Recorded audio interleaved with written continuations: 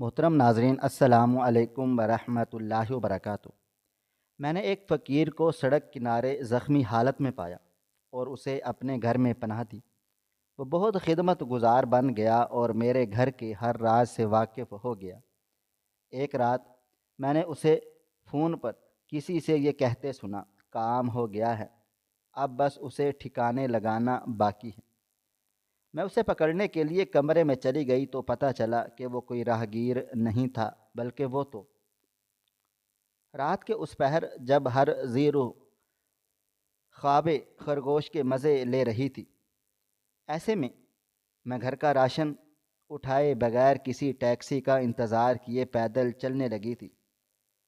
بھاری سامان کی وجہ سے ہاتھوں میں درد ہو رہا تھا۔ یہ سردیوں کے اولین دن تھے، جہاں دن کے وقت تو سورج سردی کی شدت کو کم کر دیتا، مگر رات ہوتے ہی اتنی سرد بڑھ جاتی کہ انسان بغیر کسی اونی شال کے باہر نہیں بیٹھ سکتا تھا۔ اور میں ایک معمولی سٹالر کے ساتھ سڑک کے بیچوں بیچ کھڑی ہوئی تھی۔ میرے ہاتھوں میں کا خون جم چکا تھا اور انگلیاں ایسے اکڑ گئی تھیں جیسے مجھے فالج ہو گیا ہو۔ میں نے فالج کا سوچتے ہی توبہ استغفار کی اور جلدی سے سامان اٹھائے آگے چلنے لگی۔ دل کی دھڑکن بہت تیز ہو رہی تھی، خوف کے مارے میں بار بار مڑ کر دیکھ رہی تھی۔ ہر آہٹ پر لگتا تھا کہ کوئی میرا پیچھا کر رہا ہے۔ میں بہت زیادہ ڈری ہوئی تھی، زیادہ چلنے کی وجہ سے سانسیں پھولی ہوئی تھیں۔ اتنی سردی کے باوجود میرے ماتھے پر پسینے کے ننھے قطرے جگمگا رہے تھے۔ اچانک سے آواز آئی، کوئی ہے؟ میں نے گھبرا کر پیچھے دیکھا مگر وہاں کوئی بھی نہیں تھا۔ میں ڈر گئی، مجھے لگا کوئی ہے جو مجھے گمراہ کرنے کی کوشش کر رہا ہے۔ اکیلے چلنے کے خوف نے مجھے اس قدر پریشان کر دیا تھا کہ مجھے اپنے ساتھ چلتے ہوئے قدموں کی آواز سنائی دے رہی تھی۔ میں نے نظر انداز کر دیا اور جلدی جلدی چلنے لگی۔ تبھی مجھے دکھائی نہیں دیا اور میں ایک پتھر سے ٹکرا کر لڑکھڑاتے ہوئے دور جا گری۔ سبزیاں جو شاپر میں بھری ہوئی تھیں وہ سڑک پر پھیل گئیں۔ میں اٹھ بیٹھنے کی کوشش میں بڑی مشکلوں سے سیدھی ہوئی۔ ہاتھ پر بڑے برے طریقے سے رگڑ آ گئی تھی، خون کی بوندیں چمک رہی تھی۔ میں نے پہلے ماتھا صاف کیا، پھر اس زخم پر اپنا دوپٹہ رکھ دیا، لیکن سردیوں کے معمولی سے زخم بھی بہت بڑے لگتے ہیں اور انسان کو زیادہ درد محسوس ہوتا ہے۔ ایک تو چوٹ لگی، اوپر سے سردی اپنا کام دکھا رہی تھی۔ میں اٹھ کر کھڑی بھی نہیں ہو پا رہی تھی۔ 15 منٹ وہیں بیٹھی روتی رہی، پھر ہمت کر کے اٹھ کھڑی ہوئی۔ سارے شاپر اٹھائے، ان میں سبزیاں اور پھل فروٹ ڈالے اور سامان ایک طرف رکھ کے اپنی چوٹیں دیکھنے لگی۔ پاؤں تھوڑا سا مڑ گیا تھا اور درد ہو رہا تھا۔ میں نے ادھر ادھر لفٹ کے لیے نظریں دوڑائیں، مگر 5 منٹ پہلے جو گاڑی یہاں سے گزر گئی تھی اس کے بعد کوئی بھی دوسری سواری وہاں سے نہیں گزری۔ میں جلدی سے آنسو صاف کر کے اٹھ کھڑی ہوئی، تبھی ایک بار پھر کسی کے در سے کراتے ہوئے آواز آئی، کوئی ہے؟ میری مدد کرو۔ یہ آواز سن کر میں نے ادھر ادھر دیکھا مگر کوئی دکھائی نہیں دے رہا تھا۔ اماں ہمیشہ مجھے ڈانٹا کرتی تھی کہ وقت پر آ جایا کرو، تم رات کو باہر رہتی ہو اور مجھے ایک پل کا بھی سکون نہیں ملتا۔ تب مجھے لگا کہ اماں کے وسوسے ٹھیک ہیں، اس طرح درختوں سے گزرنا اچھی بات تو نہیں ہے۔ دل ہی دل میں خود کو صلواتیں سنانے لگی کہ یہ میں نے کیا کر دیا۔ مجھے جلدی آفس سے نکلنا چاہیے تھا مگر گراسری کرتے ہوئے مجھے بہت وقت لگ گیا تھا۔ میں نے موبائل فون میں سورہ رحمان لگا لی تاکہ مجھے خوف محسوس نہ ہو اور آگے چلنے لگی۔ یہ طریقہ بڑا اچھا ثابت ہوا اور میں خوف زدہ ہوئے بغیر چلنے لگی۔ تبھی مجھے محسوس ہوا جیسے کوئی اپنا پاؤں گھسیٹتے ہوئے میرے پیچھے چل رہا ہے۔ وہیں میری سانس رک گئی کیونکہ اب چاند کی روشنی میں میرے علاوہ بھی کسی کا سایہ دکھائی دے رہا تھا۔ اس کے ہاتھ میں ایک بہت بڑا ہتھیار تھا۔ خوف کے مارے میں نے آنکھیں میچ لیں، مگر یہ وقت ڈرنے کا نہیں، اپنے لیے کچھ کرنے کا تھا، ورنہ تو میں اس انسان کا آسانی سے نوالا بن جاتا۔ میں نے جلدی سے سامان نیچے رکھا اور فوراً سے پاس پڑا ہوا پتھر اٹھایا اور پیچھے مارنے ہی لگی تھی جب سامنے والے کی حالت دیکھ کر میرے ہوش اڑ گئے۔ وہ شاید کوئی بھکاری تھا، پھٹے ہوئے کپڑے اور چہرے پر اتنی میل کچیل جمع ہو چکی تھی کہ نین نقوش واضح دکھائی نہیں دے رہے تھے۔ بال عورتوں کی طرح لمبے تھے، داڑھی کی تو کوئی حد ہی نہیں تھی۔ میں نے گھبرا کر اسے دیکھا، وہ امید بھری نگاہوں سے مجھے ہی دیکھ رہا تھا۔ میں کچھ بولنے کی ہمت نہیں کر پا رہی تھی، یہ نہ ہو کہ میں اس سے کچھ بولوں اور اس کے اور آدمی نکل آئیں اور مجھ پر حملہ کر دیں۔ نہ جانے کیسی کیسی کہانیاں میرے ذہن میں آ رہی تھی۔ اب تک جو ہارر موویز دیکھی تھی یہ اسی کا نتیجہ تھا کہ وہ مجھے زومبی لگ رہا تھا۔ میں اپنا ہی خیالوں کو جھٹکتے ہوئے اس کی طرف متوجہ ہی۔ کون ہو تم اور یہاں کیا کر رہے ہو؟ کیا کوئی بھکاری ہو؟ میں نے اٹک اٹک کر سوال کیا تو وہ انسان میری حالت سمجھتے ہوئے اپنی جیب میں ہاتھ ڈالنے لگا۔ مجھے لگا کہ ابھی کوئی ہتھیار نکالے گا۔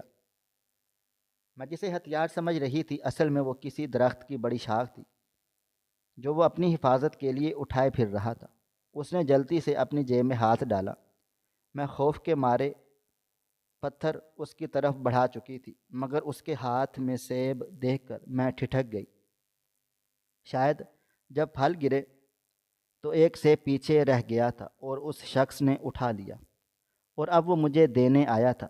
مجھے شدید حیرانی ہوئی، یہاں لوگ ہمارے سامنے ہماری چیزیں اٹھا لیتے ہیں اور واپس نہیں کرتے، اور یہ تو مجھے معلوم بھی نہیں تھا اور وہ مجھے اٹھا کر دے رہا تھا۔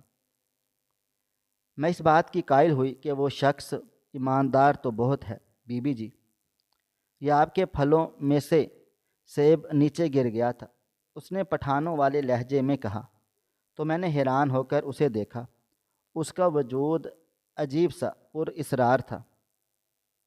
تم کون ہو اور یہاں اس وقت سڑک پر کیا کر رہے ہو؟ وہ سیب اسے واپس دیتے ہوئے میں نے کہا تو وہ میرے ساتھ چلنے لگا۔ میں نے شکر ادا کیا کہ ایک بھکاری ہی تو ہے، میرے ساتھ گھر تک چل لے گا تو مجھے بھی ڈر محسوس نہیں ہوگا، اور وہ تو بھکاری ہے، کہیں بھی چلا جائے گا، اسے تو اس طرح راتوں کو اکیلے پھرنے کی عادت ہے۔ جی میرا نام تو مجھے یاد نہیں، لیکن میرے ساتھی بھکاری مجھے حبیب کے نام سے جانتے ہیں۔ وہ اٹک اٹک کر بولا، بار بار اپنے بال جھٹک رہا تھا، کبھی وہ ان میں خارش کرنے لگ جاتا۔ شاید کافی دنوں سے وہ نہایا نہیں تھا اس لیے اسے خارش ہو رہی تھی۔ یہاں کتنی عرصے سے رہ رہے ہو؟ میں نے ایک اور سوال داغا۔ بس تھوڑا سا راستہ رہ گیا تھا۔ میں اس سے گفتگو کرتے ہوئے وقت بتانا چاہ رہی تھی تاکہ میرے اندر جو خوف سما چکا ہے وہ ختم ہو جائے۔ جی مجھے یہاں بھیک مانگتے ہوئے کتنے سال ہو گئے ہیں نہیں جانتا، شاید بچپن سے یہ ہو سکتا ہے کہ میری ماں نے پیدا ہوتے ہی مجھے یہاں پر چھوڑ دیا تھا۔ وہ آدمی بولا تو میں نے مسکرا کر اس کی طرف دیکھا۔ وہ بڑی اچھی باتیں کر رہا تھا، یا شاید مجھے اچھی لگ رہی تھی،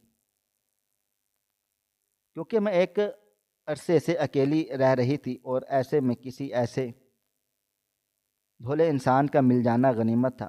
آپ یہ سامان کیوں اٹھائے ہوئے ہیں؟ مجھے دے دیں، میں ویسے بھی تو آپ کے ساتھ چل رہا ہوں، آپ کو گھر تک چھوڑ دوں گا۔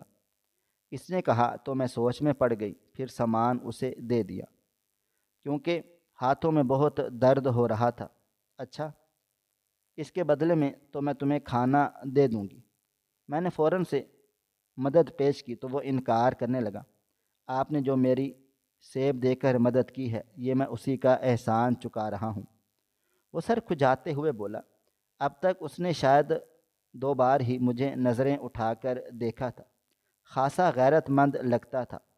مجھے اچھا لگا کہ اگر وہ نوکر کے طور پر ہمارے گھر کام کر لے تو میں اسے اس کی بنیادی ضروریات جیسا کہ رہائش، کھانا اور کپڑا دینے کو تیار ہوں۔ مفت کا نوکر آج کل کے دور میں مل جائے تو کون پاگل ہے جو اس سے انکار کرے؟ ہاں، محلے والوں نے باتیں ضرور بنانی تھی، مگر اماں بھی تو میرے ساتھ رہتی تھی، اس لیے میں اسے سوچ میں پڑ گئی۔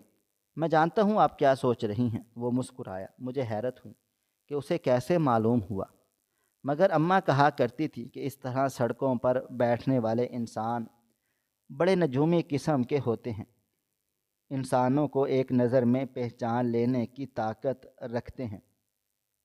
میں نے اس کی طرف دیکھا اور کہا، ٹھیک ہے، بتاؤ تم کیا سوچ رہی تھی؟ میں نے لڑاکا عورتوں کی طرح کمر پر ہاتھ رکھا تو وہ آدمی کا کہا گونجا۔ وہ بچوں کی طرح پیٹ پکڑ کر ہنس رہا تھا۔ وہ چار شاپر جو مجھے سے دو ہاتھوں میں نہیں اٹھائے جا رہے تھے، وہ ایک ہاتھ میں اٹھائے کھڑا تھا۔ اس وقت مجھے محسوس ہوا کہ ہر گھر میں ایک مرد کا ہونا کیوں ضروری ہے، کیونکہ ہماری مائیں بار بار یہی کہتی تھیں کہ فلاں کا بیٹا نہیں ہے، اس کی تو صرف بیٹیاں ہیں۔ آج یہ احساس مجھے شدت سے ستا رہا تھا کہ میرا بھائی نہیں ہے، کاش میرا ایک بھائی ہوتا۔ میں نے اس کی طرف دیکھتے ہوئے سوچا اور آگے چل دی۔ وہ خاموشی سے میرے پیچھے پیچھے چلنے لگا۔ مجھے بھی اس گفتگو کے دوران احساس ہوا تھا کہ جب تک میں نے اسے سوال پوچھی ہیں تو اس نے بات کی، ورنہ وہ خاموش ہی رہا ہے۔ میں مختلف سوچوں کے گرداب میں پھنسی آگے آگے چلنے لگی۔ وہ میرے پیچھے آ رہا تھا۔ بھاگنا چاہتا تو بھاگ بھی سکتا تھا، مگر وہ اتنی فرمان برداری دکھا رہا تھا اور ٹھنڈ بھی بڑھ رہی تھی۔ میں نے اسے گھر کے اندر بلایا اور بیٹھک کی چابی تھما دی کہ تم وہاں سو جاؤ، اتنی ٹھنڈ میں کہاں جاؤ گے؟ تبھی وہ کہنے لگا، باجی مجھے عادت ہے۔ وہ کان کھجاتے ہوئے پھر بولا جانے لگا کہ جب اماں باہر آئیں، کون ہو تم؟ اماں نے بھی وہی سوال دہرایا تو میں نے آگے بڑھ کر جواب دیا، اماں بھکاری ہے، میں گر گئی تھی، سامان بکھر گیا تھا تو اس نے میرے اٹھانے میں مدد کی ہے اور یہاں تک چھوڑنے چلا آیا ہے۔ راستے میں بہت کتے تھے، مجھے ڈر بہت لگا۔ میں نے اماں کو صفائی پیش کی تو وہ لکڑی کا سہارا لیتے ہوئے آگے بڑھی۔ آج رات یہیں رک جاؤ، کہاں اتنی ٹھنڈ میں جاؤ گے؟ اماں نے بھی وہی بات دہرائی تو وہ خاموشی سے بیٹھک کی طرف بڑھ گیا۔ اماں نے ابا کے ایک دو سوٹ نکالے اور کچھ ضروری سامان کے ساتھ اس آدمی کو بیٹھک میں دے آئیں۔ میں مطمئن ہو کر کچن میں آئی، اچھا سا کھانا بنایا۔ اماں اسے دینے کے لیے گئی۔ کھانا کھانے کے بعد میں کمرے میں آ کر لیٹ گئی، کیونکہ صبح مجھے کام پر جانا تھا۔ اماں کی طبیعت بھی آج کل بڑی خراب رہنے لگ گئی تھی۔ سوچا انہیں اپنے ساتھ لے جاؤں گی اور کسی اچھے سے ڈاکٹر سے چیک اپ کرواؤں گی۔ سردیوں میں تو ویسے ہی بوڑھے لوگ بہت زیادہ بیمار رہتے ہیں۔ میں خود بھی ابھی 30 کی نہیں ہوئی تھی اور ابھی سے میرے گھٹنوں کے درد شروع ہو گئے تھے۔ میں جیسے ہی بیڈ پر لیٹی، نیند نے مجھے اپنی آغوش میں لے لیا۔ مجھے نہیں معلوم اماں کمرے میں کس وقت آئیں۔ رات کا نہ جانے کون سا پہر تھا کہ جب صحن سے مجھے کچھ آوازیں آئیں۔ میں بیدار ہوئی اور باہر دیکھنے آئی تو دیکھا وہ فقیر جائے نماز پر بیٹھا تہجد کی نماز ادا کر رہا تھا۔ مجھے حیرانی ہوئی کہ ہم جیسے لوگ جن کو خدا نے ہر نعمت سے نوازا، وہ پھر بھی تہجد جیسی نعمت سے غافل رہتے ہیں، اور وہ شخص کتنی سکون سے نماز ادا کر رہا تھا۔ میں 5 منٹ اسے دیکھتی رہ گئی، پھر اپنے کمرے کی طرف بڑھ گئی۔ صبح اٹھی تو اماں بیدار ہو چکی تھی اور جائے نماز پر بیٹھی تھی۔ مجھے دیکھتے ہی کہنے لگی، آج پھر تم لیٹ اٹھی ہو اور پھر تمہاری نماز قضا ہو گئی۔ وہ نماز کے معاملے میں بہت سخت تھی اور اکثر اسی وجہ سے مجھے ڈانٹ پڑتی رہتی تھی۔ میں نے خود سے تھوڑی چاہا تھا، میں نے ناراضگی سے کہا اور باتھ روم میں گھس گئی۔ واپس آئی تو دیکھا وہ فقیر دھوپ میں بیٹھا ہوا ہے۔ میں نے ناشتہ بنایا، اسے دیا تو وہ کہنے لگا، میں ایسے نہیں بیٹھ سکتا، آپ کے پاس کوئی کام ہے تو مجھے دے دیجیے، وہ بولا۔ تو مجھے حیرانی ہوئی۔ میں نے باہر پڑی لکڑیوں کی طرف دیکھا۔ کبھی کبھی گیس ختم ہو جاتا تھا تو ہم لکڑیوں پر کھانا بناتے تھے۔ وہ لکڑیوں باہر پڑی گیلی ہو رہی تھی۔ میں نے اسے کہا، یہ ساری لکڑیاں اندر برآمدے میں ایک طرف رکھ دو، اور ہاں، پھیلانا مت۔ اگر مجھے ذرا سا بھی کوڑا کرکٹ نظر آیا تو صفائی میں تم سے کرواؤں گی۔ میں نے غصے میں کہا اور کچن میں آ گئی۔ مجھے وہ کچھ مشکوک سا لگا تھا۔ تھوڑی دیر کے بعد اماں اور وہ اسی کام پر لگ گئے۔ اماں اسے بتاتی جا رہی تھی اور وہ اچھے طریقے سے کام کرتا جا رہا تھا۔ میں نے باہر آ کر دیکھا تو لکڑیاں سیٹ ہو چکی تھی اور اب وہ صحن میں جھاڑو لگا رہا تھا۔ مجھے حیرانی ہوئی، اسے روکا بھی مگر وہ نہیں مانا۔ ابا نے اسے کینچی اور کپڑا دیا تاکہ وہ اپنا حلیہ درست کر لے۔ اتنے لمبے بال اور داڑھی عجیب لگ رہے تھے۔ اس نے دونوں چیزیں لیں اور اپنی بیٹھک میں چلا گیا۔ جب وہ نہا کر واپس آیا تو مجھے اپنی آنکھوں پر یقین نہیں آیا۔ وہ فقیر تو بہت سوبر نکلا تھا۔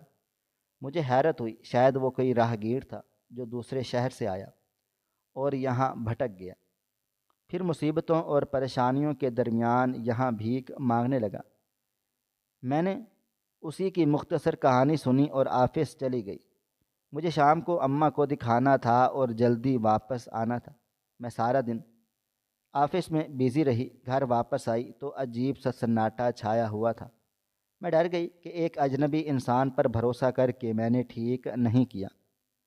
جلدی سے میں نے سارا گھر چھان مارا۔ اماں کے کمرے کا لاک ٹوٹا ہوا تھا۔ یہ دیکھ کر مجھے وسوسے ستانے لگے مگر اماں اور وہ شخص جیسے غائب ہو گئے تھے۔ میں نے اماں کے نمبر پر کال ملائی مگر وہ نمبر بند جا رہا تھا۔ میں نے گھبرا کر اپنی دوست مسرت کو فون کیا کیونکہ مجھے کچھ بھی سمجھ نہیں آ رہی تھی۔ 2 گھنٹے بیت گئے، میرے ہاتھ پاؤں کانپ رہے تھے، خوف کے سائے میرے چہرے پر لہرا رہے تھے۔ تبھی دروازہ بج اٹھا۔ میں بھاگتے ہوئے آئی۔ سامنے اماں اس لڑکے حبیب کے ساتھ کھڑی ہوئی تھی۔ یہ دیکھ کر میں غصے سے آگے بڑھی۔ دماغ خراب ہے تمہارا؟ تم نے مجھے اطلاع کیوں نہیں کی کہ تم ماما کو کہیں لے کر جا رہے ہو؟ اور اماں آپ کیسے کام کرتی ہیں؟ میں پریشانی سے 1 منٹ بھی نہیں بیٹھ پائی۔ آپ لوگ کہاں چلے گئے تھے؟ میں نے غصے سے کہا۔ اماں کے ہاتھ پر برنولا لگا ہوا تھا اور اماں ہانپتے ہوئے آگے بڑھیں تو وہ شخص انہیں اپنے مضبوط باہوں میں تھام کر اندر لے گیا۔ میں غصے سے گیٹ زور سے بند کرتے ہوئے اندر بڑھی تو وہ شخص کچن کی طرف چلا گیا۔ میں اماں جان کی طرف بڑھی اور کہا کہ کیا ضرورت تھی اجنبی شخص پر اتنا بھروسہ کرنے کی؟ میں آ جاتی تو ہم دونوں چلتے نا۔ میرا غصہ کسی بھی طور پر کم ہونے میں نہیں آ رہا تھا۔ تبھی اماں کہنے لگی فکر کی ضرورت نہیں ہے، اگر یہ نہ ہوتا تو اب تک تجھے میری لاش ملتی۔ اماں نے کہا تو میں نے پریشانی سے ان کی طرف دیکھا۔ اماں یہ کیا کہہ رہی ہو؟ میں نے اماں کے ہاتھ تھام لیے تو وہ کہنے لگی میری طبیعت خراب ہو گئی تھی تو میں اپنے کمرے میں بے ہوشی کی حالت میں پڑی ہوئی تھی، یہی مجھے ہسپتال لے کر گیا ہے۔ شکر گزار ہوں اس کی کہ اس کی وجہ سے میری جان بچ گئی ہے، ورنہ تم اکیلی رہ جاتی۔ اماں کو ہر وقت میری شادی کی فکر ستاتی رہتی تھی۔ میں نے غصے سے اماں کو گھورا اور اٹھ کر چلی گئی تھی۔ میں نے سچ میں اسے ضرورت سے زیادہ سنا دی تھی۔ اب مجھے خود کو بھی برا لگ رہا تھا کہ مجھے ایسے بات نہیں کرنا چاہیے تھی۔ بے شک وہ ہمارے گھر کے ملازم کے طور پر رہ رہا تھا مگر اس کا مطلب یہ نہیں تھا کہ میں اسے اس طرح کی باتیں سناؤں، حالانکہ میں اسے کوئی خاص تنخواہ بھی نہیں دے رہی تھی۔ مجھے برا لگا۔ میں کچن میں چلی آئی، دیکھا تو وہ ناشتہ بنا رہا تھا۔ اس نے جتنی گول روٹی بنائی ہوئی تھی آج تک مجھ سے نہیں بنی تھی۔ مجھے حیرانگی ہوئی کہ جب وہ ہر طرح کے کام جانتا ہے تو پھر ایک بھکاری کے طور پر کہ اس سڑک پر بیٹھا ہوا تھا۔ اس کی شخصیت اتنی پر اسرار تھی کہ میں کچھ سمجھ نہیں پا رہی تھی کہ اس کی حقیقت کیا ہے۔ مجھے لگا کہ شاید میں کچھ زیادہ ہی سوچ رہی ہوں۔ سر جھٹک کر میں اپنے کمرے میں آ گئی۔ وہ ناشتہ لے آیا اور کسی مہربان بیٹے کی طرح اماں کو نوالے توڑ کر کھلانے لگا۔ مجھ سے یہ منظر دیکھا نہیں گیا۔ میں باہر آ گئی، لیکن اس شخص نے ہمارے گھر کا نظام اپنے ہاتھوں میں لے لیا تھا۔ دھیرے دھیرے وہ ہر ایک کام کرتا چلا گیا، گھر کی صفائی سے لے کر اگر گھر کا راشن لانا ہوتا تو وہ بھی وقت پر لے آتا، کھانا وقت سے پہلے بنا ہوا ہوتا، اور اماں کی دوائیوں میں تو وہ کوئی بھی کوتاہی نہیں کرتا تھا۔ سارا دن وہ لان میں بیٹھا اس کی کانٹ چھانٹ کرتا لان جو پہلے سوکھ گیا تھا اب دھیرے دھیرے اس میں گھاس اگنے لگی تھی، اور اس نے کچھ نئے درخت بھی لگائے تھے۔ مجھے حیرانی ہوئی، وہ سارا دن کام میں مصروف رہتا۔ ہم نے چھت کے کبھی صفائی نہیں کروائی تھی، مگر اس نے وہاں بھی بہت سارا جھاڑو لگا دیا اور پوچھا تک لگایا۔ مجھے حیرانی ہوئی کہ ایک آدمی ہو کر وہ اتنا صفائی پسند کیسے ہو سکتا ہے۔ ہمارا اسٹور روم جو پچھلے کئی سالوں سے بند پڑا ہوا تھا، وہاں ہر غیر ضروری چیزیں پڑی ہوئی تھی۔ اس نے ساری چیزوں کو دیکھا جو ضرورت کی نہیں تھی، انہیں ایک طرف کر دیا اور بیچ کر نئے برتن لے آیا۔ وہ ہر فن بولا تھا۔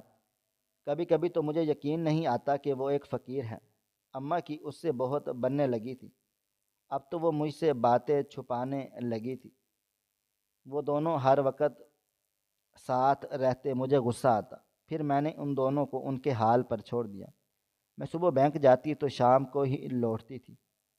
اماں اس دوران اداس رہنے لگ گئی تھی اور تنہائی سے گھبراتی تھی۔ اب ان کو تنہائی کا ساتھی مل گیا تھا۔ وہ اسے بیٹا کہتی، جبکہ وہ راہگیر اسے ماں جی کہتے نہ تھکتا تھا۔ میں پرسکون ہو گئی، ورنہ اس دن کی وجہ سے میں بہت زیادہ خوفزدہ ہو گئی تھی۔ اگر وہ گھر میں نہ ہوتا تو میں اماں کو اس حالت میں کیسے دیکھ پاتی؟ بہرحال جو ہوتا ہے اچھے کے لیے ہوتا ہے۔ میں بھی اس حقیقت کو قبول کر چکی تھی۔ اب اس کی موجودگی مجھے بری نہیں لگتی تھی۔ ہاں، میں اس سے تھوڑا فاصلہ بنا کر ضرور رکھتی تھی، فاصلہ وغیرہ، کیونکہ وہ بلا وجہ مجھے مخاطب نہیں کرتا تھا۔ ایک روز میں صدر بازار گئی تو مجھے لگا جیسے میرے پیچھے کوئی آ رہا ہے۔ میں نے مڑ کر دیکھا تو کوئی بھی نہیں تھا۔ میں نے ضروری سامان لیا اور ابھی میں پیسے دے ہی رہی تھی جب مجھے محسوس ہوا کہ وہاں سے ایک آدمی گزرا ہے۔ میں نے اسے پکارا مگر اس نے جواب نہیں دیا۔ میں اس کے پیچھے پیچھے چلنے لگی، کیونکہ اس کا حلیہ اور کپڑے دیکھ کر مجھے یقین نہیں آ رہا تھا کہ یہ وہی ہے۔ جب آگے جا کر میں نے اسے روکا تو وہ کوئی اور تھا۔ مجھے لگا کہ وہ حبیب ہے۔ یہاں میں چونک گئی اور مجھے اس کی شخصیت کچھ تو مشکوک لگی۔ میں گھر آ گئی اور سوچا کہ اس پر نظر رکھیں گے۔ بازار میں نے ہی اسے دیکھا تھا۔ میری آنکھیں مجھے دھوکہ نہیں دے سکتی تھی۔ رات کو مجھے نیند نہیں آ رہی تھی۔ اماں کھانا کھا کے سو چکی تھی۔ میں باہر آ کر ٹہلنے لگی۔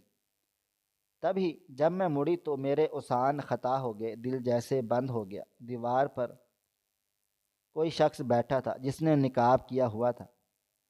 میرے ذہن میں پہلا خاکہ چور کا بنا، کیونکہ آج کل چوریاں بہت ہو رہی تھی۔ میں خوف زدہ ہو گئی تھی۔ وہ ہمارے گھر کے صحن میں کود گیا اور میری طرف بھاگا۔ میرے منہ سے ایک بلند چیخ بلند ہوئی۔ تبھی بیٹھک کا دروازہ کھلا اور حبیب باہر آ گیا۔ اس نے جب ایک انجان آدمی کو گھر میں دیکھا اور میری چیخوں کی آوازیں سنی تو اس نے پاس پڑی ہوئی لکڑی اٹھا لی جو ماں چلنے کے لیے استعمال کرتی تھی، اور اس شخص کو پیٹ ڈالا۔ میں اس کا جنون دیکھ کر حیران رہ گئی۔ تبھی اس چور نے اپنے 3 اور ساتھیوں کو بلا لیا۔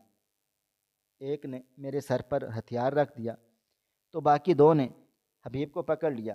اماں نیند کی گولیاں لیتی تھی، انہیں خبر بھی نہیں تھی کہ گھر میں کیا ہو رہا ہے۔ میں خوفزدہ ہو کر اسے دیکھ رہی تھی۔ اس نے مجھے آنکھوں سے مطمئن رہنے کا اشارہ کیا اور پلک جھپکتے ہی اس نے چور کے دونوں ساتھیوں کو پیٹ ڈالا کہ وہ کرہانے لگے۔ جس انداز میں وہ لڑ جھگڑ رہا تھا، کہیں سے بھی نہیں لگ رہا تھا کہ وہ ہتھیار کا استعمال نہیں جانتا یا پھر وہ اتنا معصوم ہے کہ جتنا وہ دکھتا ہے۔ اس روز میں نے اس کی شخصیت کو دوسرے پہلو سے دیکھنا شروع کر دیا تھا۔ اس کو یہاں رہتے ہوئے بہت عرصہ ہو چکا تھا اور اس نے ہر ایک قدم پر ہماری بہت مدد کی تھی، مگر آج کل کی حرکتیں کچھ عجیب ہوتی جا رہی تھی۔ اس نے نہ صرف ان لوگوں کو درخت سے باندھ دیا بلکہ میرا موبائل فون اٹھا کر پولیس کو کال کرنے کی التجا کی۔ میں عورت ہو کر اتنا بڑا سٹینڈ نہیں لے سکتی تھی، مگر اس نے مجھے مجبور کر دیا۔ میں نے پولیس کو فون کر دیا۔ پولیس آئی اور ان چاروں کو پکڑ کر لے گئی۔ میں بہت زیادہ ڈری ہوئی تھی۔ اگلی روز اسے ہر رات کو اس طرح بیٹھک کی کھڑکی کھول کر پہرے داری شروع کر دی۔ رات کو جس وقت بھی صحن میں جاؤ اس کی کھڑکی کھلی ہی ملتی۔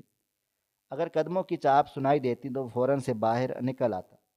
آج کل تو اس نے ایک نیا کتا بھی پال لیا تھا، نہ جانے اسے کہاں سے اٹھا کر لے آیا تھا۔ اب تک میں نے لان کو اتنے غور سے نہیں دیکھا تھا۔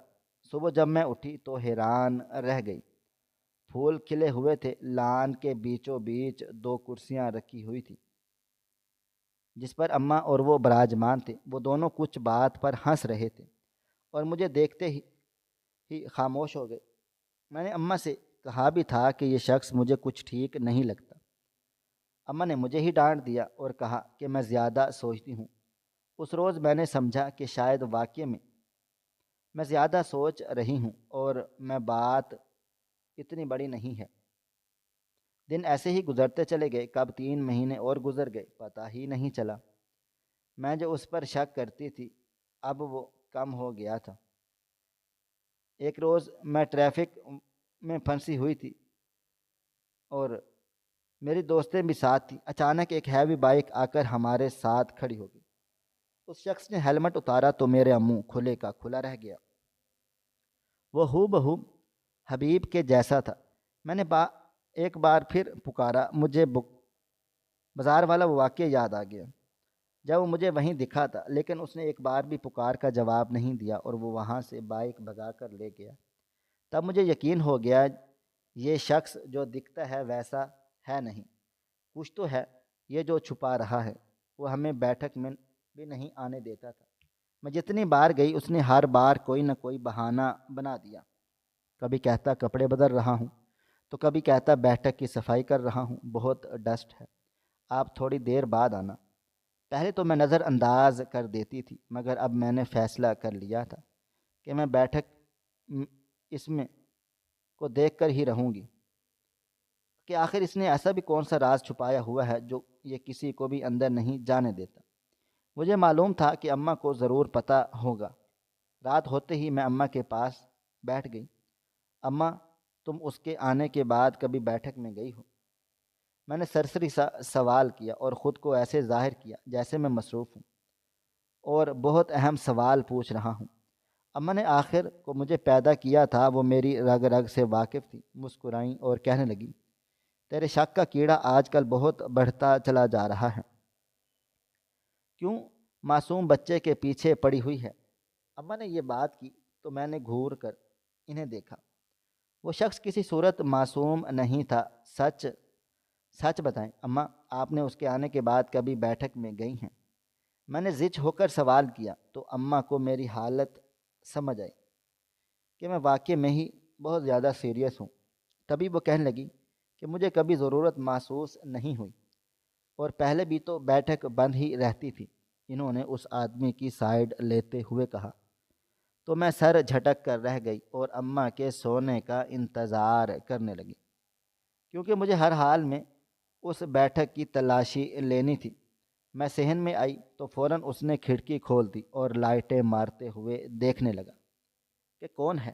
میں مایوس ہو کر واپس کمرے میں لوٹ آئی۔ میں اسے بتائے بغیر کمرے میں جانا چاہتی تھی، مگر وہ ہر آہٹ پر جاگ جاتا تھا اور یہ بات مجھے بہت زیادہ تنگ کر رہی تھی۔ اذان سے 15 منٹ پہلے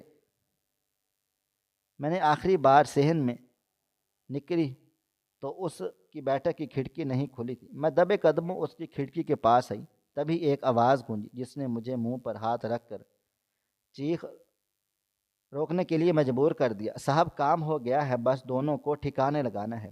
اس کی بات سن کر میں سمجھ گئی کہ یہ کوئی بہت بڑا ڈکیت ہو سکتا ہے جو ہمارے گھر پر ڈکیتی کرنے والا ہے۔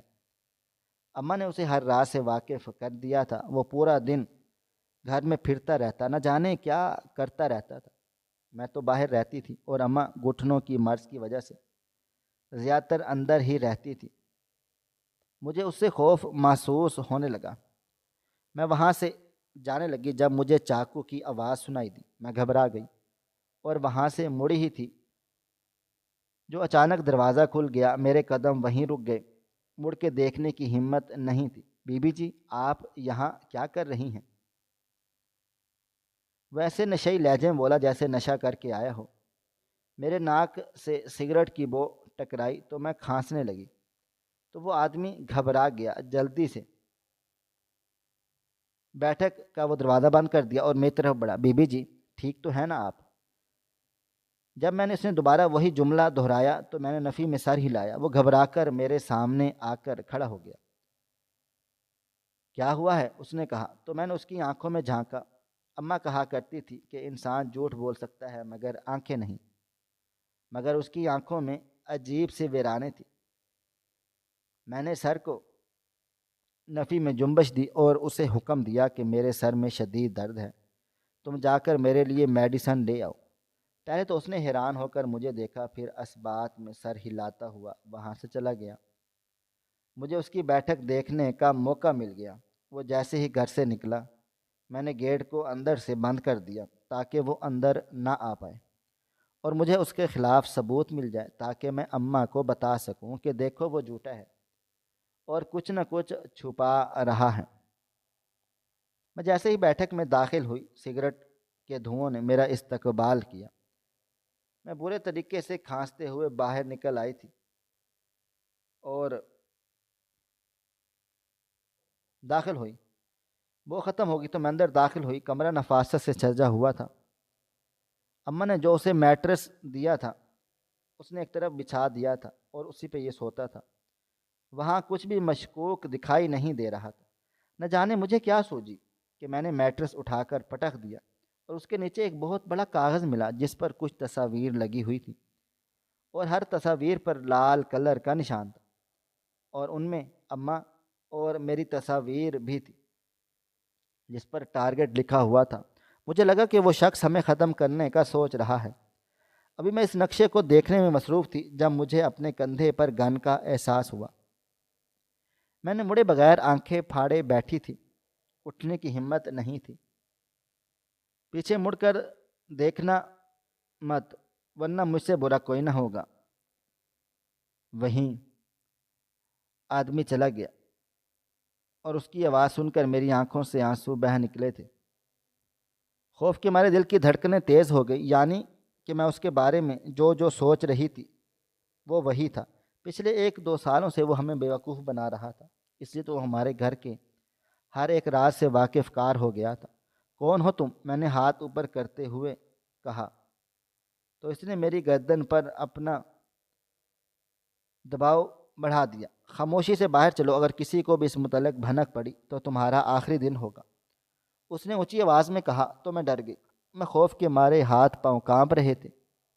میں نے ہاتھ اوپر اٹھایا، آگے آگے چل رہی تھی اور وہ میرے پیچھے پیچھے آ رہا تھا۔ گیٹ کو دیکھا تو وہ بند تھا، یعنی وہ دیوار سے کود کر آ گیا تھا۔ اسے کیسے پتہ چلا کہ میں بیٹھک کے اندر جانے کا ارادہ رکھتی ہوں اور وہ اتنی جلدی واپس کیسے آ گیا؟ میں کچھ بھی سمجھ نہیں پا رہی تھی۔ میں دھیرے دھیرے اماں کے کمرے کی طرف بڑھی تھی تو وہ بھی میرے پیچھے چل آیا۔ اماں کب تک بیدار ہو چکی تھی اور پریشان ہو کر ہم دونوں کو دیکھ رہی تھی۔ جس طرح سے اس نے میرے کان پٹی پر گان رکھی ہوئی تھی، اماں فوراً سے آگے بڑھیں۔ یہ تم کیا کر رہے ہو؟ ان کی آواز میں ایک لرزش موجود تھی۔ وہ شخص طنزیہ ہنسا اور مجھے کرسی پر بیٹھنے کو کہا۔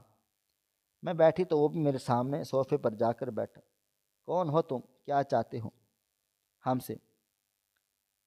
میں نے اس سے بھی اونچی آواز میں پوچھا تو اس نے مجھے چپ رہنے کا اشارہ کیا۔ میں 5 برس کا تھا جب بابا جان انتقال کر گئے، جب گھر کی ساری ذمہ داری میرے ناتواں کندھوں پر آ گئی۔ میں جو گلیوں میں اچھلتا کودتا پھرتا تھا، اب ماں کے مایوس چہرے کی طرف دیکھتا تو خود بخود آنکھوں سے آنسو بہنے لگ جاتے۔ وہ بولنے لگا کہ میں حیران ہو کر اماں کو دیکھا۔ اماں ایک بار پھر اس کے کہے میں آ چکی تھی، جبکہ میں اب کی بار اس پر یقین کرنے والی نہیں تھی۔ میری نظر میرے موبائل فون پر تھی جو مجھ سے چند قدم دور پڑا ہوا تھا۔ میں جلد از جلد اسے اٹھا کر پولیس کو فون کر دینا چاہتی تھی کیونکہ اتنا خطرناک آدمی ہمارے سامنے موجود تھا اور وہ ہماری بھی جان لے سکتا تھا۔ کچھ عرصے سے اس کی حرکتیں جیسی تھیں اور وہ جس طرح کے اسلحے کے ساتھ پایا گیا تھا، مجھے اس سے بہت زیادہ خوف محسوس ہو رہا تھا۔ میں نے ایک ہوٹل پر چھوٹا کا کردار نبھانا شروع کر دیا۔ میرا کام کھانا دینا اور وہاں سے برتن اٹھانا تھا۔ اتنے پیسے مل جاتے کہ ہمیں ایک وقت کی روٹی مل جاتی۔ اماں اور میں غربت کی زندگی جینے لگے۔ میری ایک بہن تھی جو کہ مجھ سے پورے 6 مہینے 3 سال برس بڑی تھی۔ ہم دونوں نے اس ہوٹل پر کام کرنا شروع کر دیا۔ وقت گزرتا چلا گیا۔ اماں کسی بڑے افسر کے روپ میں مجھے دیکھنا چاہتی تھی۔ وہ سلائی کڑھائی جانتی تھی مگر ان کے پاس سلائی مشین نہیں تھی۔ اس لیے ہم دونوں بہن بھائیوں نے پیسے جمع کرنے شروع کر دیے تاکہ ہم اماں کو ایک سلائی مشین خرید کر دے سکیں اور وہ اس سے ہمارا گزارا ہو سکے تاکہ میری بہن کو باہر نہ جانا پڑے۔ جب ہم لوگ ہوٹل پر کھڑے ہوتے اور مرد اسے عجیب سی نگاہوں سے دیکھتے تب میرا جی چاہتا تھا کہ ان سب کا منہ توڑ دوں، مگر میں مجبوری میں یہ سب نوکری کر رہا تھا، چھوڑ نہیں سکتا تھا۔ وہ بولا تو آنکھوں سے آنسو بہنے لگ گئے تھے۔ اماں نے آگے بڑھ کر اس کے آنسو صاف کیے اور پانی کا گلاس دیا۔ وقت کی بات ہے، تب بھلا سلائی مشینیں مہنگی تھی۔ ہم نے بڑی مشکلوں سے پیسے جوڑے، اماں کو سلائی مشین خرید کر دی تو میری جان میں جان آ گئی۔ بہن گھر بیٹھ گئی تو میں ہوٹل میں کام کرنے لگا۔ اس دوران اماں کی ایک ہی خواہش تھی کہ میں پڑھائی پر توجہ دوں اور کام ان پر چھوڑ دوں، مگر میں نہیں مانا اور تند دہی سے اس ہوٹل پر کام کرتا رہا۔ صبح سکول چلا جاتا اور شام کو میں وہ نوکری کرتا اور رات کو دیر سے گھر واپس آتا تو اماں اور باجی سو چکی ہوتی۔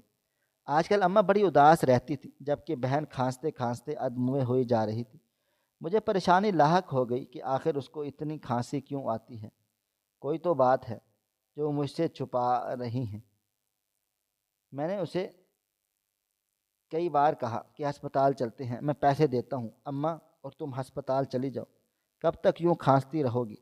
اماں مجھے کہتی ہے کہ بس تم اپنی پڑھائی پر توجہ دو، باقی کیا کرنا ہے ہم دو دیکھ لیں گے۔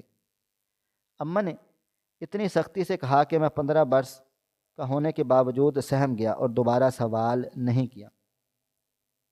وہ مجھے کچھ بنتا ہوا دیکھنا چاہتی تھی۔ میری ماں نے گھر سے بھاگ کر شادی کی تھی، ننیال والوں نے مڑ کر دیکھا بھی نہیں اور ددیال والوں سے ہماری کبھی بنی نہیں۔ یوں ہمارا ایک دوسرے کے علاوہ کوئی بھی نہیں تھا۔ اماں کی کوشش تھی کہ ہم جلد از جلد کاروبار کا کوئی دوسرا ذریعہ حاصل کر لیں، کیونکہ ان کی آنکھیں بہت کمزور ہوتی جا رہی تھی اور وہ وقت کے ساتھ ساتھ ان کی کمر کا درد بڑھنے لگا تھا۔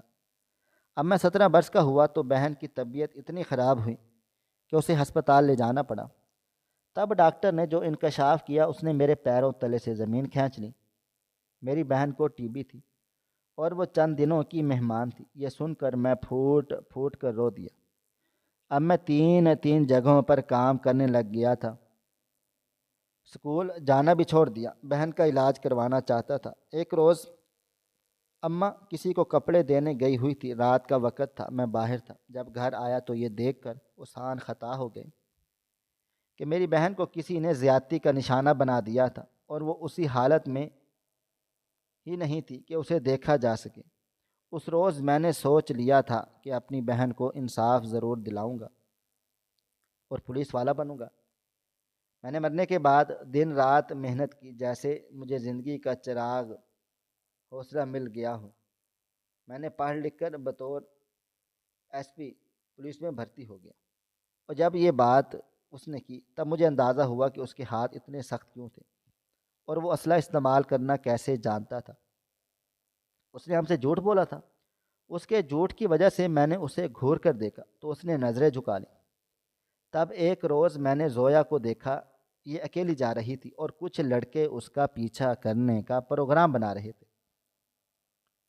تب میں نے سوچ لیا کہ میری بہن کے ساتھ جو ہوا سو ہوا، لیکن اب اس کے ساتھ کبھی کچھ بھی نہیں ہونے دوں گا۔ ایک دن سرسری میں نے اماں کے سامنے میں نے ذکر کر دیا تو اماں چونک گئی۔ مجھ سے زویا کے والدین کا نام اور پتہ پوچھا۔ مجھے حیرانگی ہوئی کہ اماں اتنی پریشان کیوں ہو رہی ہیں۔ میں نے سارا ڈاٹا نکلوا کر دے دیا۔ تبھی وہ روتے ہوئے کہنے لگی کہ تم زویا سے شادی کر لو، میں جو شادی نہیں کرنا چاہتا تھا۔ اماں کی باتیں سن کر پریشان رہ گیا تھا۔ ایک اجنبی لڑکی کو وہ بطور بہو کیسے پسند کر سکتی تھی؟ جب میں نے ان سے وجہ پوچھی تو کہنے لگی کہ وہ کوئی اور نہیں، تمہاری سگی خالہ کی بیٹی ہے۔ مجھے شادی سے کوئی انکار نہیں تھا، میں یہاں آپ لوگوں کی حفاظت کے لیے آیا ہوا تھا۔ انکل بھی پولیس میں رہ چکے تھے اور ان کے پاس کوئی اہم ثبوت تھے جس میں جمال احمد کے گناہ رقم تھے، اور وہ اسی وجہ سے آپ کے گھر پر حملہ کرنے والا تھا۔ آپ نے جس کو نوکر رکھا تھا وہ بچہ نہیں تھا، بلکہ جماعت احمد کا بھیجا ہوا آدمی تھا، جو یہاں بہت جلد نہ صرف ڈاکہ ڈالنے والا تھا بلکہ وہ ثبوت بھی حاصل کرنے والا تھا جو انکل کی فائلوں کے ساتھ اسٹور روم میں رکھے گئے ہیں۔ میں نے آپ لوگوں کی حفاظت کے لیے یہ سب کچھ کیا تھا۔ اب زوجہ کو چاہیے تو مجھ سے شادی کی رضامندی دے سکتی ہے، مگر وہ مجھے پسند نہیں کرتی تو اس پر کوئی زور زبردستی نہیں کی۔ جب حبیب نے یہ بات کی تو میں رونے لگ گئی۔ اماں تو آگے بڑھ کر اس کے گلے لگ چکی تھی۔ میں تبھی کہوں کہ تم مجھے اپنے بیٹے کی طرح کیوں لگتے ہو؟ مجھے اپنی ماں سے ملواؤ، کتنا عرصہ ہو گیا ہے، بہن کی دید کو ترس گئی ہوں۔ کہاں ہے وہ؟ کیسی ہے؟ کیا وہ مجھے یاد کرتی ہے؟ اس نے اچھا نہیں کیا، ایک بار والدین کو بتا دیتی کہ وہ کسی اور کو پسند کرتی ہے تو اس کی بھی شادی وہ اسی سے کر دیتے۔ اس نے یہ غلط قدم اٹھا کر اچھا نہیں کیا۔ جب اس نے یہ بات کی تو میں نے فوراً سے پولیس کو کال کر دی۔ ہمارے گھر چور گھس آیا ہے اور آپ لوگ جلدی سے آ جائیں۔ میں نے پولیس کو کال کرتے ہوئے کہا تو حبیب نے پریشان ہو کر میری طرف دیکھا، جبکہ اماں غصہ ہونے لگی کہ ہم اس شخص پر بھروسہ نہیں کر سکتے، کیا بتا یہ جھوٹ بول رہا ہو اور یہ انہی ڈکیتوں کے میں شامل حال ہو۔ مجھے کسی طور پر بھی یقین نہیں آ رہا تھا، میں بار بار شک کر رہی تھی۔ تھوڑی دیر کے بعد پولیس چلی آئی تو وہ اسے ہی سیلوٹ کرنے لگی۔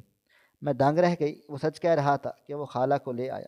خالہ اور اماں آدھا گھنٹہ ایک دوسرے کے گلے لگے گلے شکوے دور کرتی رہی، جبکہ میں حیران ہو کر انہیں دیکھ رہی تھی۔ قسمت بھی عجیب ہے، جن کے ملنے کا کوئی راستہ نظر نہیں آتا انہیں سے ملوا دیتی ہے۔ اگر حبیب نہ ہوتا تو ہمیں کبھی بھی معلوم نہ پڑتا کہ رقیہ خالہ زندہ ہیں۔ دونوں بہنوں نے بیٹھے بٹھائے رشتہ طے کر دیا۔ مجھے اعتراضات تو بہت زیادہ تھے، کیونکہ وہ جھوٹ بول کر اس گھر میں داخل ہوا تھا، ہمارا بھروسہ جیتا اور آخر میں توڑ دیا۔ میں تو اس سے بہت زیادہ ناراض تھی، جبکہ وہ مجھ سے بات کرنے کی کوشش کرتا رہا تھا۔ ہمارے گھر والوں نے ہماری شادی کر دی۔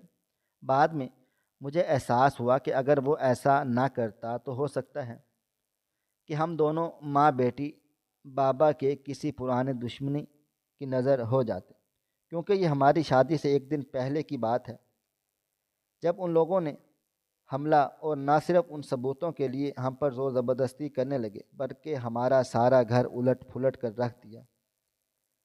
یہ تو شکر ہے کہ حبیب وقت پر آ گیا اور ہماری جان بچ گئی۔ وہ سچ کہہ رہا تھا، میں نے ہی اسے غلط سمجھا ہوا تھا۔ ناظرین، آپ کو ہماری آج کی یہ کہانی کیسی لگی؟ کومنٹ باکس میں اپنی رائے کا اظہار ضرور کریں۔ خواہش صرف اتنی ہے کہ کچھ الفاظ لکھوں جس سے کوئی گمراہی کے راستے پہ جاتے جاتے رک جائے، اور نہ بھی رکے تو سوچ میں ضرور پڑ جائیں۔ پیارے دوستو، امید کرتا ہوں کہ آپ کو یہ ہماری کہانی پسند آئی ہوگی۔ کہانی پسند آئی ہو تو ویڈیو کو لائک کریں، کومنٹس کریں، شیئر کرنا بالکل بھی نہ بھولیں۔ اور ہاں، اگر آپ لوگ اس چینل پر نئے ہیں تو ہمارے چینل ہریرہ انفو کو سبسکرائب ضرور کر لیں اور نوٹیفیکیشن کو ضرور دبا دیں تاکہ آنے والی کہانی سب سے پہلے آپ کو مل سکے۔ ملتے ہیں کل ایک نئی اور دلچسپ کہانی کے ساتھ، تب تک اپنا ڈھیر سارا خیال رکھیے گا۔ اللہ حافظ۔